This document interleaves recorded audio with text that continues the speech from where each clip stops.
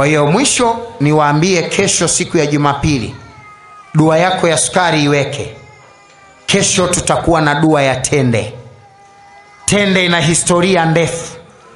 Historia ya kwanza ya tende, ndicho chakula walichokula mitume karibu wote. Yani 90% wa mitume wa Mwenyezi Mungu wamekula tende.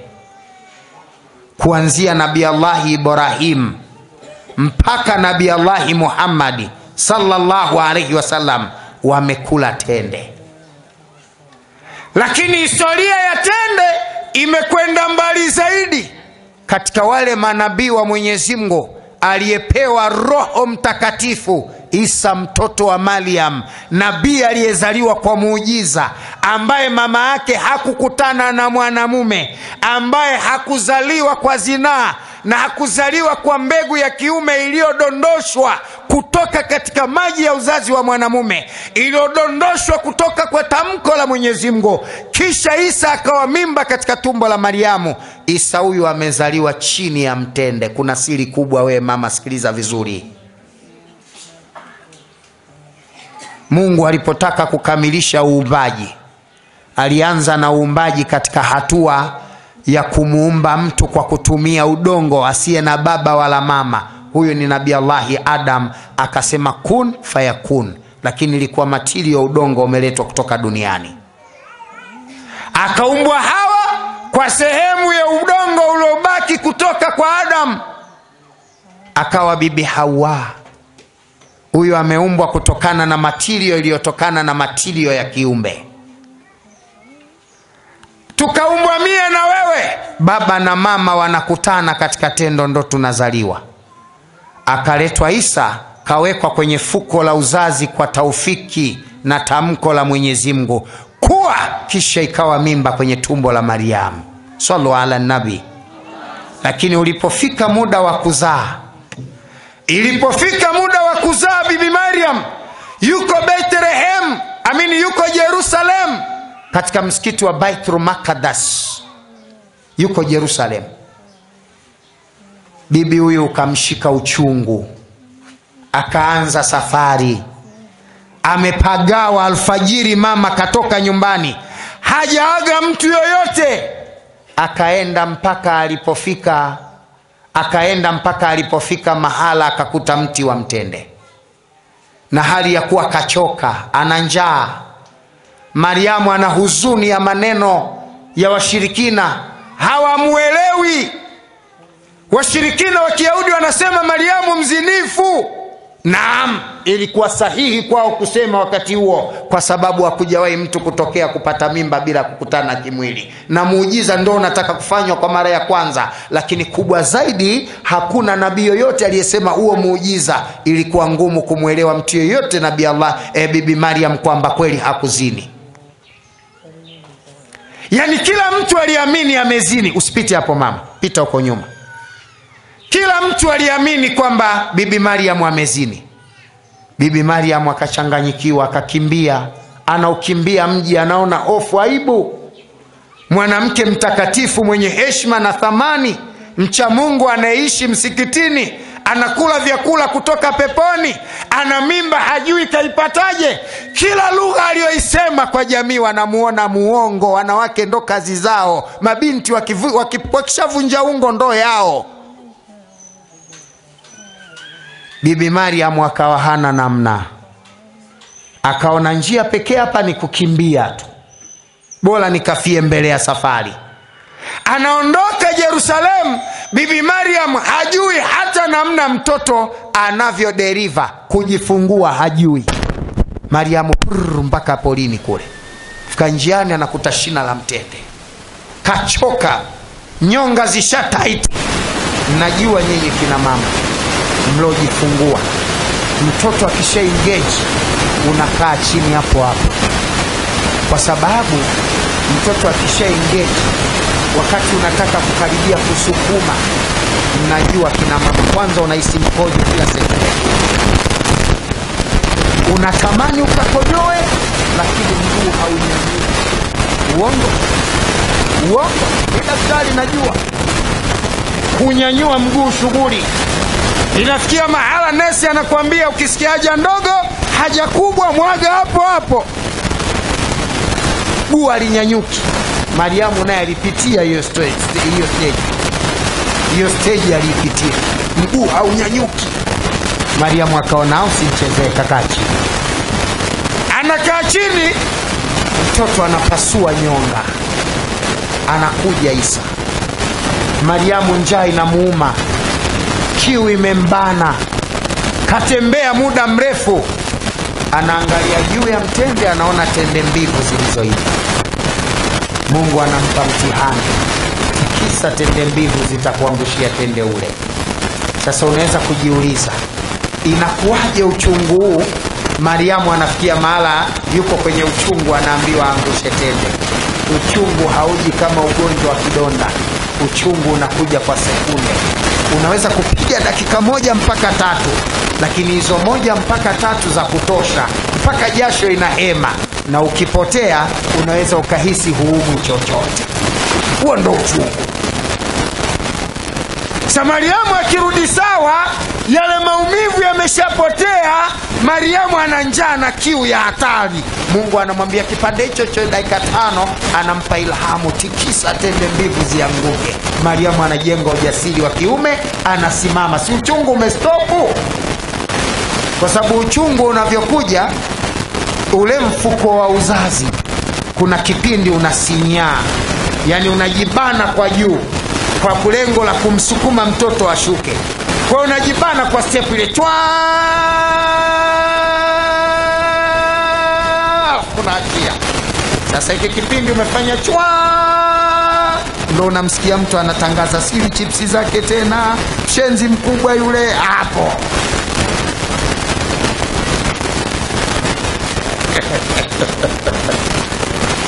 Hapo mtu anaapa hali chipsi. Kama mimba ya kwanza, anaapa hapo hali chipsi za mtu. Matusi yote ya mama yake mkubwa na mzazi na makaburi yao anamtukania. Unakutana na nesi chizi anakuambia, umesahau ulipokuwa unajifanya kama mende anakufa, umekiona cha mtema kuni Maana manesi wengine mabaradhuri kwa maneno, wanakera kweli. Utafikiri Morrison kwa kukera. Kwa hiyo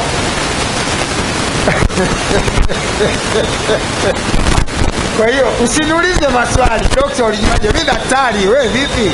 Kwani ninavyokuambia daktari unafikiri wa kuchovya chovya? Kwa hiyo ndugu zangu, kama huyu akikuwa anaambiwa tikisa tende. Lakini Mwenyezi Mungu lengo lake ni kumtaka Mariamu apushi mtoto. Kile kitendo cha kutikisa ile anatikisa shina la mtende, ile hewa kuiweka nyingi na kusukuma shina la mtende, ni hatua ya kutoa mtoto, nayo ni kusukuma. Kwa sababu mwanamke kwa vyovyote atakavyokaa kozaa, iwe amechuchumaa, iwe ameangusha, amelalia mgongo, akanyanyua miguu, lazima kuna stage ya kusukuma ili kumsaidia mtoto kutoka.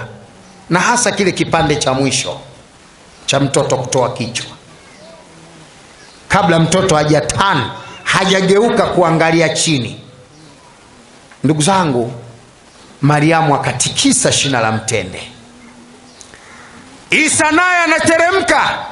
Alipozaliwa tu Isa, na katisha muda mwekwenda sana, Allah subhanahu wa ta'ala anaripoti ndani ya Qur'ani katika surati Maryam, Mungu alimwambia Maryam, kula tende, kunywa maji, tuliza jicho lako, na yeyote atakayekuuliza juu ya mtoto huyu, waambie nimefunga, nimeweka nia, nimefunga leo kwa saumu ya maneno, sitasema chochote. Wewe nyamaza kimya, wakikutukana nyamaza, wakikusema nyamaza, na ikibidi waashirie mtoto. Mariamu akapata nguvu, akabeba mwanawe, kesha katwa kitovu, kesha fanyiwa kila kitu, akamchukua mwanawe. Na hapa ndipo pakaitwa Baitulahamu, pameitwa Baitulahamu ama Betelehemu, kwa sababu Yesu alitoka kwenye mfuko wa mama yake, na katika tumbo la mama yake, na placenta yote ametoka na mfuko wa uzazi, uterus yote. Yani baada ya pale Mariamu hakuzaa tena. Hata historia ya Biblia inayosema Mariamu alizaa ni historia ya kutengeneza, ukiifuata nyuma inagoma. Ni mwana historia najua. Mariamu baada ya pale hakuzaa tena. Na Mariamu katika historia alikata roho mara mbili. Alikata roho mara ngapi? Mara ya kwanza alikufa, mwanawe hayupo. Akarudi akamkuta mama yake kafa. Isa kanyanyua mikono, ya Rabbi, mamangu anakufaje, hajaniaga, sijapata wasia. Akamwombea dua. Mariamu akazinduka. Swali la kwanza alimuuliza, mama, nipe habari ya uchungu wa kifo ukoje? Mariamu alimwambia mwanawe Isa, uchungu wa kifo ni kama kuchunwa mbuzi mzima. Kisha akaomba dua, Mariamu akaondoka tena. Historia hii inaelezwa katika vitabu vya historia. Tutafundishana mihadhara ijayo, inshallah. Mariamu anabeba mtoto, anakuja mjini, anawakuta watu wanamzoga, wamemtungua huko mtaani huko. Unajua wambea, kuna wambea kwenye mitaa kazi yao kusubiri skendo, kama kina Kerry Mastori, yani wao tafuta stori za mjini. Basi huyu bibi huyu wakati anakuja wakamtungua huko mtaani. Mzinifu, kama vile zamani, miaka ile ya zamani tulipokuwa tunawapigia kelele vikojozi. Tunampa godoro lake, alafu tunamweka na majani juu, alafu tunatembea naye, kikojozi na nguo kaitia moto. Si tunampataga wengi miaka 78, wewe bado uko mdogo. Nazungumza zamani kidogo. Kwa tutembea na vikojozi mtaani. Akisomewa mara 3 tu anaacha mwenyewe. Basi Mariamu wakawa wanamzomea, wanakuja naye mjini. Walipofika mjini, Mariamu anahojiwa. Kundi la watu sokoni, Mariamu, tuambie, mtoto umemzaaje?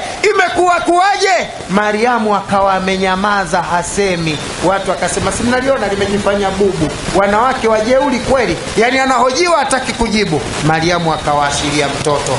Vijana na wazee wakasema, mnaona atufanyie uhuni, eti tukiulize kitoto kisemeje, kitoto kidogo kimezaliwa leo. Allah akaupanua mdomo wa Nabii Allah Isa. Maneno yanaripotiwa katika surati Maryam kuanzia aya 29 na kuendelea. Bibi Maryam alipomwashiria mtoto wake Nabii Allah Isa, Yesu akatamka kwa lugha faswaha, mimi ni mja wa Mwenyezi Mungu, amenifanya kuwa nabii, amenipa kitabu na amenituma kwa wana wa Israeli. Mama yangu hakuwa mwanamke muasi wala muasherati. Amenihusia kufanya ibada ya sala, amenihusia kutoa zaka maadamu ni hai.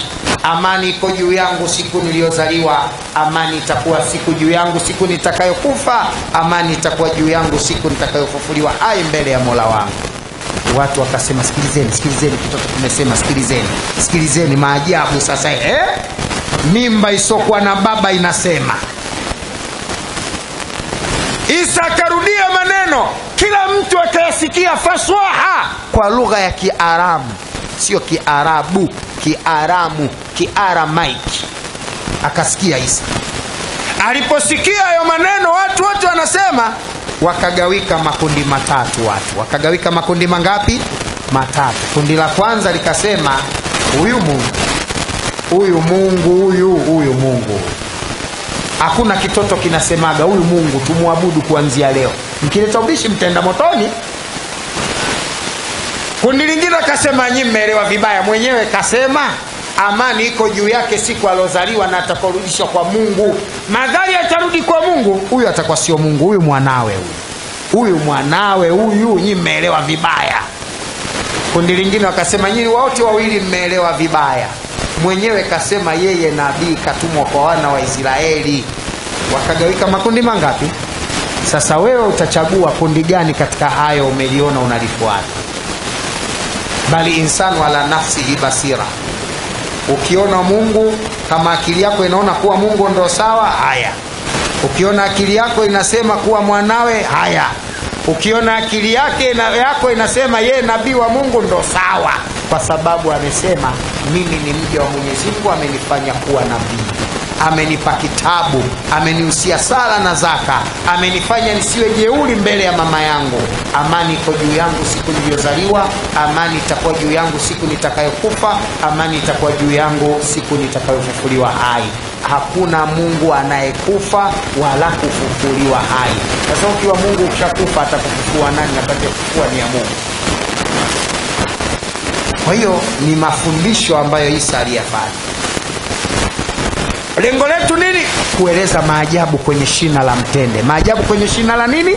La mtende. Kesho tuna dua ya tende. Watu wote duniani wataingia kwenye dua hii. Tuseme inshallah. Tuseme inshallah. Na hapa na mdogo wangu tumeseti mambo. Hata wewe uliopo nje ya nchi, hii klipu, hii video ikikufikia wakati wa dua, na wewe chukua tende na sukari zako, kana hapo pale, tia alafu utazitumia nitakavyoeleza mwisho, na utaona maajabu ya tende na sukari hiyo baada ya dua hii. Hapo unapo kwenye skrini yako utaona maajabu ya dua ya tende. Tuseme inshallah. Nimerudia tena kusema dua ni karama.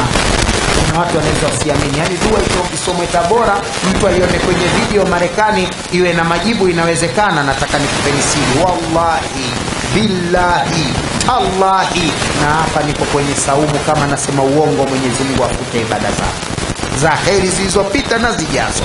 Juzi nimepokea simu, dua tuliyofanya Jumapili. Juzi nimepokea simu kutoka Marekani. Yule mama ama kaka, sikumbuki vizuri, video nani voice nayo, anasema aliposikia dua ya chumvi, na yeye akachukua chumvi akaweka mbele, akachukua maji akaweka mbele, akawakilea kisoma shekhe, tukisoma dua hapa, na yeye anaitikia, na yeye anaitikia, na yeye anaitikia. Akachukua maji na chumvi akavichanganya, akaenda akaoga. Si tumeelewana vizuri? Akaenda akafanya nini? Akaoga. Alafu akamwambia Mungu, nionyeshe nini shida yangu. Usiku alipolala, akaota jini mwenye meno makubwa kamjia, anataka kumdhuru. Akashtuka, akapiga kelele, mpaka mumewe akawa amegundua jambo hilo. Ilipofika asubuhi, akapiga simu, ambayo ilikuwa ni saa 6 mchana hapa Tanzania, asubuhi ya Marekani. Ananiambia, dokta, nimeota hivyo baada ya dua. Najiuliza, majini wamefuma, shetani wamefungwa mwezi wa Ramadhani, huyu niliyemuota ni nani? Nikamwambia, umeelewa vibaya kweli. Na Waislamu wengi mmeelewa vibaya kwenye tendo la kufungwa shetani.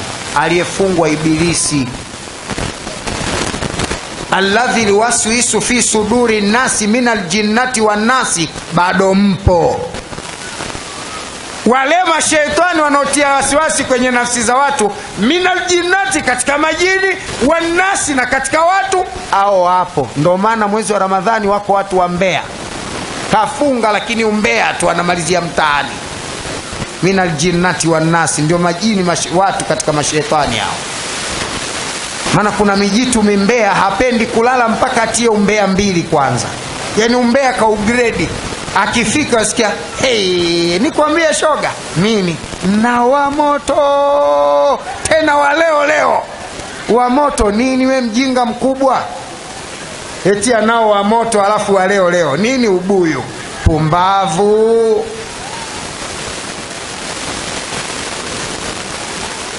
Nikwambie shoga, nao nini?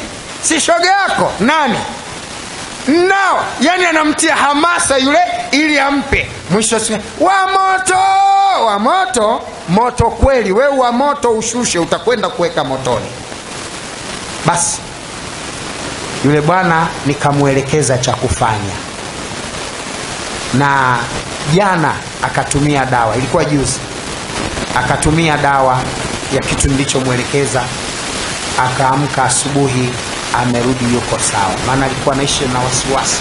Asema tangu nimeota ile ndoto, nahisi kama nakufa, nahisi kama kuna mtu ananisemesha nyuma. Nachotaka nikwambie, mashetani wa kijini na kibinadamu wako wao kazi yao umbea tu. Wapo. Aliyefungwa minyororo Ibilisi, na Ibilisi haendi kwa watu wadogo wadogo kama mie na wewe.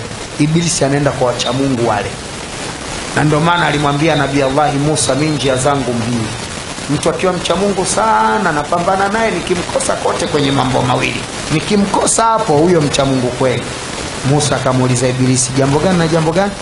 Akamwambia nitakutajia. Akamwambia nitajie bwana, jambo gani na jambo gani? Wewe unaambiwa niseme ukweli kwangu. Akamwambia mimi kanuni yangu, nikimtafuta mtu nikimkosa kwenye hela, namtafuta kwenye wanawake.